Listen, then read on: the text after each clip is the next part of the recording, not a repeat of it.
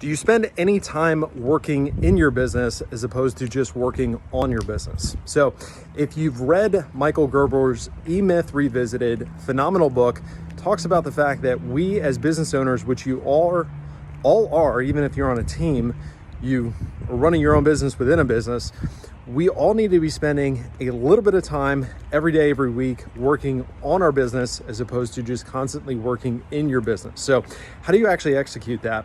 For years, I struggled with it simply because I didn't have time in my calendar every working day to be working on my business. So now personally, my time's from 5 a.m. to 6 a.m. That's like my time where nobody's calling me.